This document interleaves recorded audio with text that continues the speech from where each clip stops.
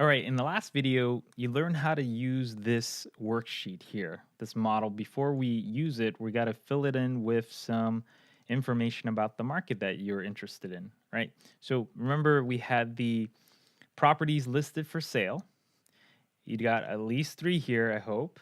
And we looked at sales comps, recently sold properties that are very similar in the same market, and we looked at what they sold at and put in their information. Then we also looked at properties, similar properties that are currently being listed for rent in that market. And I hope you have at least three of those also. In this example, I went through the market that I was looking at, a part of downtown Las Vegas, where I have 7 properties listed, and then I have 7 recently sold sales comps, and then I have 7 rental comps. So how do you use this now? All right, let's look at the first part. So we got some information here. This tells us kind of the averages of the properties you're looking at. So on average, the ones that you're looking at is 3-bed. In my case here, I have 7, but notice here first B4. Notice here I put a 0 here. Okay, I started gathering 4 bedrooms and 3 bedrooms, but I decided I only wanted to look at 3 bedrooms afterwards. So this one, I'm just going to leave it out of the averages here by putting a 0 here. I'm going to take it out. If I put a 1, it adds it back, but I'm going to put a 0 because if I'm only looking at 3-bedroom, 2-bath comparables for sales and for rents, well, this 4-bedroom, 2-bath one is going to throw things off here. So I'm going to put a 0, and what that does is it takes it out of my results here. Okay. So now all of these are ones, means all my averages are based on these 6. 6 is enough, okay, to get a feel for the market. Now, I know that, look, this area tends to be older. The average year that it's in the 1960s, with the exception of the last one that was built in the 80s. Most of them have slightly larger lots. The more recent one is smaller, right? They're all about 1,300 to 1,400 square foot, except for this one that's a little bit smaller. And what we see then, we have the listing prices. The average is around 150,000 here. The average asking is 116 per square foot. But notice that there's one here. You see this one? That's a significant outlier. It's asking for 150 per square feet, right? And that's a little odd. And it's older. It doesn't seem like there's a lot of things that's very special about it either. And when I look at my notes around the curb appeal and the fixtures, it's actually pretty crappy, and it requires the most work. This may be one of those listings where the owner is delusional and is opportunistic, hoping for a sucker to buy it at huge listing price, because they got it for 40 grand only 3 years ago. And it doesn't seem like they did anything to it, and they're trying to make a healthy 100,000+ profit from that. They're not going to get it, but this is what they're asking for. So, you know what? I'm going to take this out as well because this is not a real listing. It's not a serious listing. Okay. So when I take that out, now when I look at this, these are my 5 properties here where I'm looking at. So it doesn't change things all that much, but it does lower the average asking price a little bit. Okay, so what I'm seeing now is for the listings that I'm actually interested in looking at, the asking price is about $109 per square feet.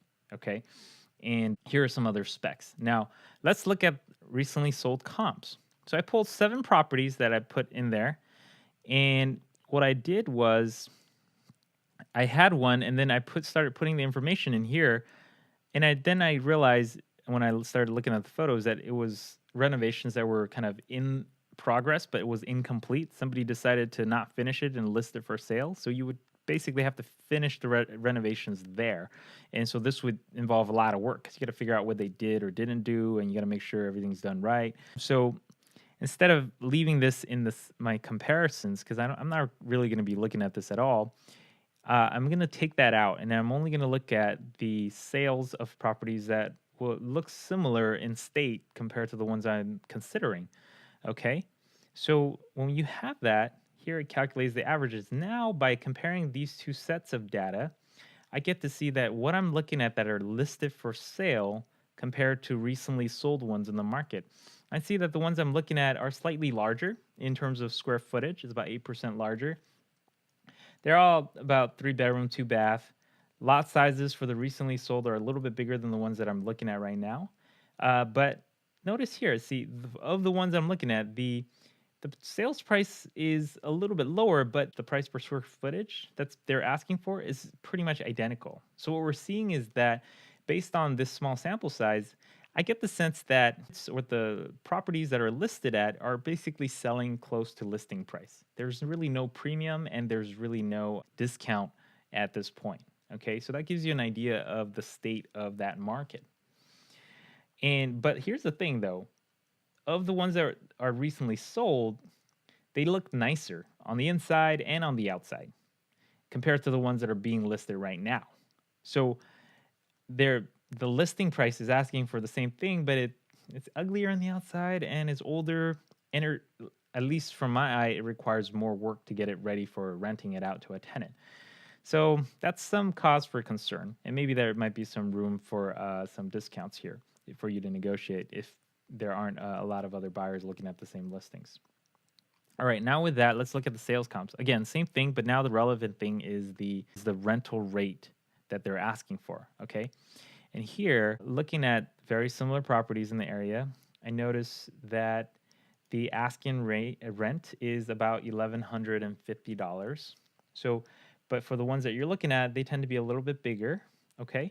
They don't look as good. So, what it's going to tell me is that if I put in some work to make it look better, then I can be reasonably confident that I can have an asking rent of somewhere between 1,000 and 1,200. Okay, and because the units that are asking for 1150 on average here, they tend to look nicer. Maybe I can be more conservative in my estimates for my analysis. So here, just with all those comps here, it tells me some things about what I can expect to pay for the product. It tells me some ideas of what I can expect to collect in terms of rents as well. So in the next lecture, let's see how we can put those assumptions in all this information and run an analysis on a specific property.